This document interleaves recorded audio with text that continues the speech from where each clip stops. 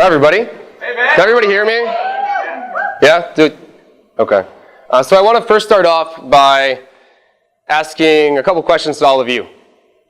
So how do we define action? Let's make sure we're all on the same page. So just raise your hand. I'll pick on somebody. Shout it out.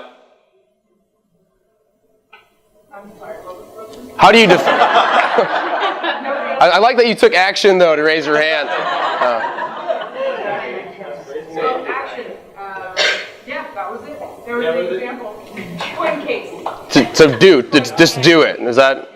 Okay. Physical movement. What was that? That was Physical movement. Can action be mental as well? Yes? Doing something with intention. Doing something with intention? Okay, so then what is the purpose of action? Make a change. Reach your goal. Make a change, reach a goal. Results, impact. Creative act. Creative? Like, as in creation, like you have to take action. Yeah, okay. Purpose. Move forward. Move forwards. So then what are some potential outcomes of action? Something bad. Something good? Something bad. Something bad? No, completely. Because change? Change. Transformation. Transformation. So we can all take action, and I'm known for taking tons of action without a lot of concern of the actual outcome.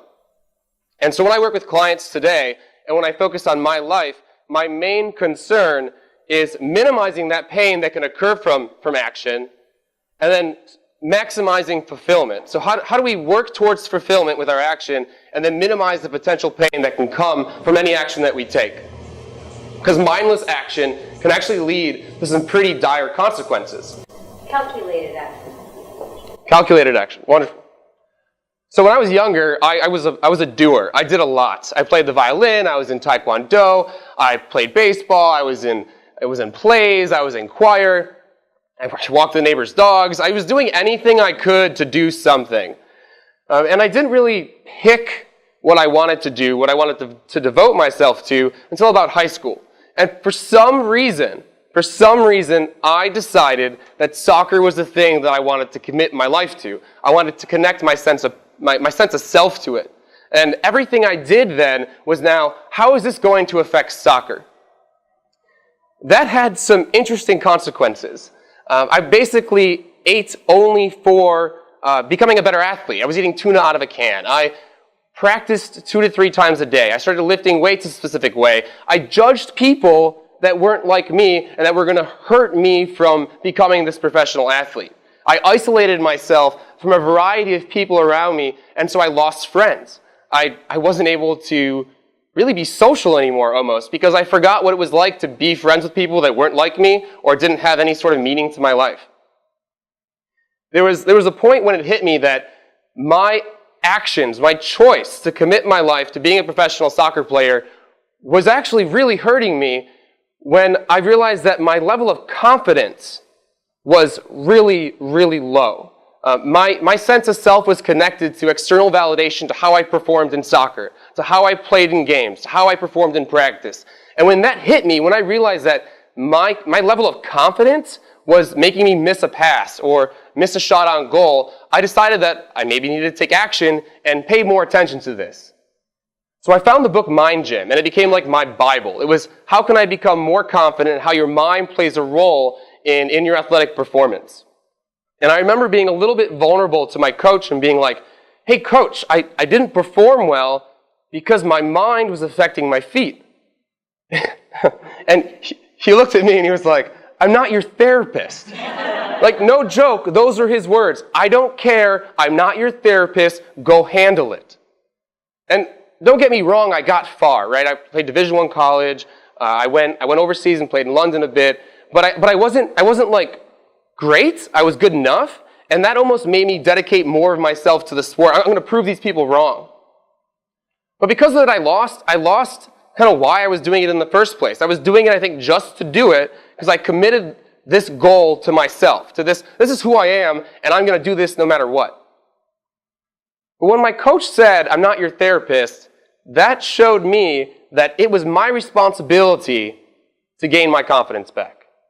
to fill in the holes that my actions caused in who I was as a person. And so out of college, I didn't make it professional. I did take like a 9-to-5 job as a marketing associate in a chiropractic office. I wasn't really connected to it. It didn't do much for me. And mind you, I went to college thinking I never would have to work a 9-to-5 job in my life. And so it drained me. It was almost like soul-sucking. I didn't really know how to adjust. But those thoughts that my coach put in my head, that it's my responsibility to fix who I am, because, I mean, I had very little social skills. I didn't really have a passion or purpose anymore in my life. It was hard to have motivation. I didn't know what to do with myself. But I did know that I needed to fill in those holes, and so I dived into the field of personal development. I read books on how to be social, how to negotiate, how to influence, on improv, on business, because a lot of personal development books are focused on business and being a better leader or being better at sales. And when I started filling in those holes, my mind started opening up. And I started getting a variety of business ideas. And so I was working this 9-to-5 that I didn't really connect to. I had no end goal of. I was just doing it to earn some money. These ideas started coming in. And one of them really stuck. And it was a coffee company infused with flaxseed. Because it was on this theme of health that I kind of cared about. I had some sort of connection with. And I did everything I could to start this company. I did focus groups. I sent in samples for nutritional testing. I went to coffee roasters. I made a business plan. I built relationships. I spent a lot of my time acting on this idea and creating it. But I just didn't have the confidence. And so I didn't launch the company. 6 months, almost a year of my life down the drain. In a way, right? I learned a lot. But again, I was doing just to do. And what's really interesting about doing, and I didn't mention this in the beginning, doing itself releases dopamine. Just the act of doing something makes you feel good. And that is dangerous. Because then stuff like I experienced started to happen. I'm sure stuff similar in your lives you've experienced as well. Action that leads to pain and steers you away from personal fulfillment. So to get confidence, I went back to school. I went to get my MBA, my MPH, and I spent 2.5 years doing again to try to make myself feel better. And I took a bunch of odd jobs. I started bartending. I was a costume character for zombie movies. It was really cool. I had a leather leash around my throat, had red eye contacts. They led me around Chicago. All these things that I was doing, that I was acting on, were really great distractions. They made me feel really great at the time. And during this whole experience, I never really spent time really trying to figure out who I am. What do I care about? Why am I doing these things? What should I be doing? So after those 2.5 years, bartending, right, and costume character acting, that was just temporary. I was going to find out who I was afterwards. But then another 2.5 years after I graduated, I couldn't get a full-time job. Every contract I got from the Illinois Department of Public Health, from the CDC, from healthcare clinics in Chicago were all pulled out because of the recession, or for whatever reason. And I fell down a hole in the nightlife industry. I lost myself completely. I was staying out way too late drinking. I was waking up and didn't really have any motivation. Still, no motivation, no purpose, no passion. Luckily, about 1.5 years after I graduated, I actually got hired to help teach men how to date and attract women. Because during my personal development period, I spent a lot of time building my social skills. And I spent a lot of time networking in that area and actually becoming fairly good at it. And the nightlife industry made me even better at it. So I was like, this is great. I'm good at this. This is a great distraction. So after I did that for 1 year, I'm like, great, you know what I really want to do? I know about business. I'm going to write a book. I'm going to start a podcast. I'm going to start writing a bunch of articles. I'm going to be an expert on panels. And it was great because I was doing something. And it wasn't just like the normal 9-to-5. I felt like maybe this is it. Maybe this is right. But I didn't stop and think, is it? I just did. And around that same time, I actually got a 9-to-5 because I felt like, you have to fit in professionally. So I actually started using my graduate degrees and started working at a hospital. But once again, I didn't really know what why was I doing it? Why did I get this job? What was the end goal?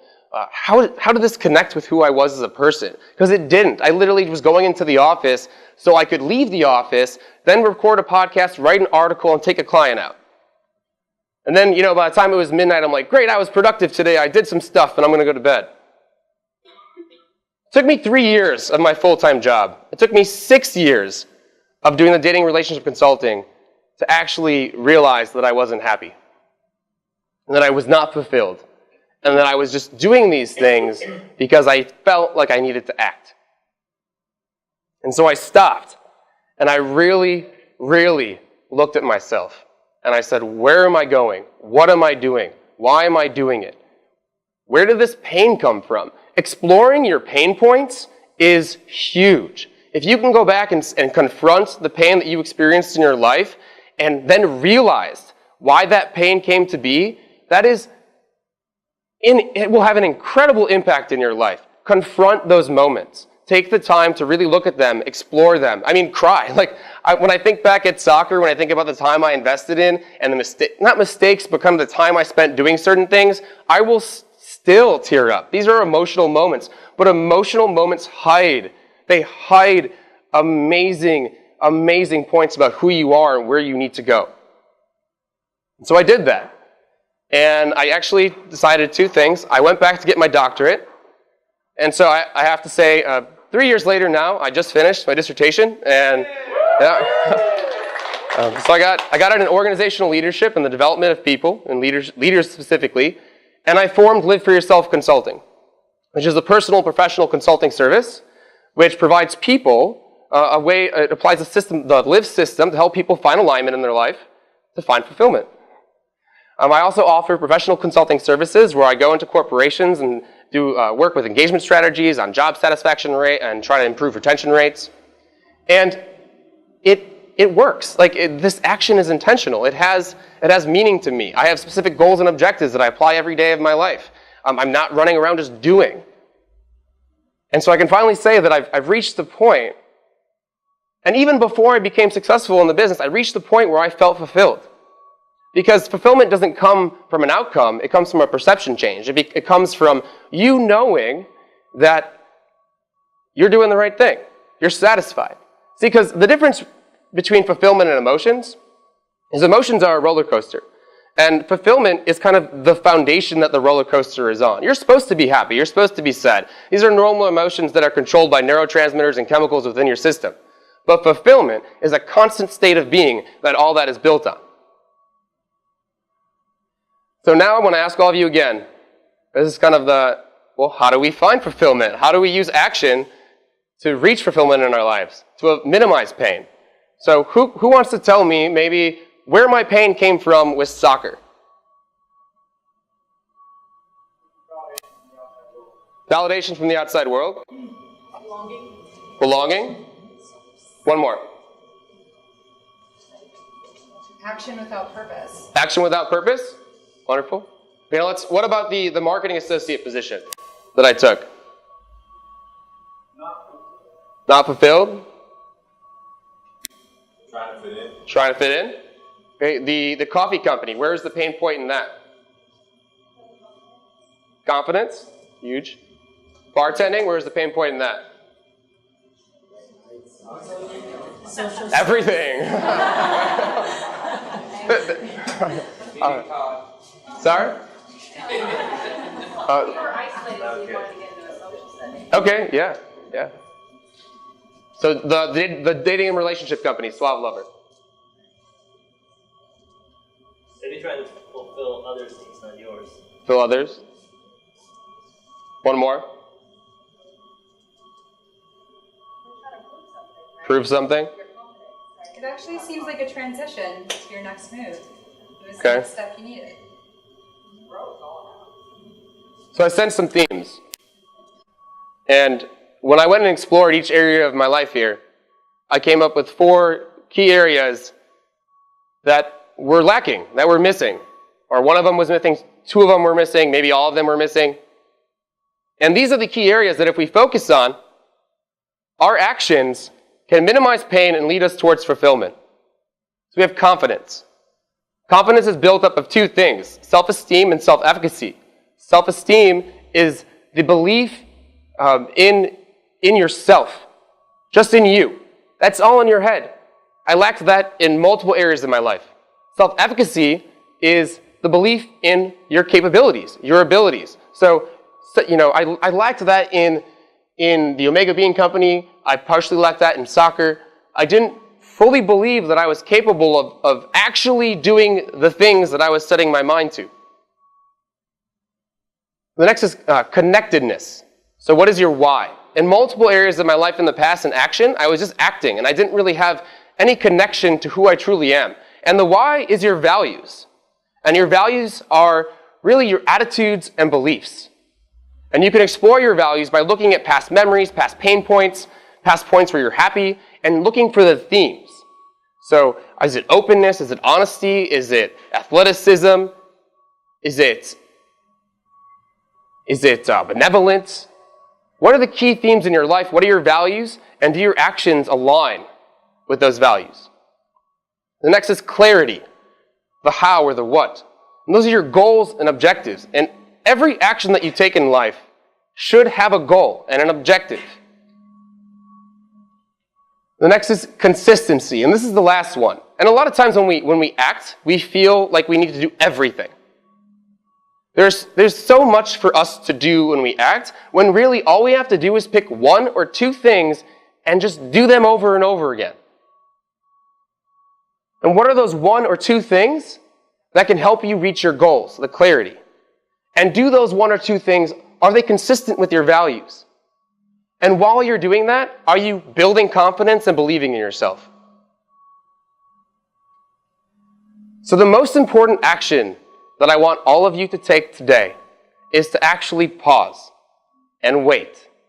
And if you're planning on doing something, if you're doing something now, take a few hours. Look at these 4 key areas and see how your current actions or actions that you're planning to take can actually lead you towards fulfillment by fitting into these 4 key areas. Thank you very much.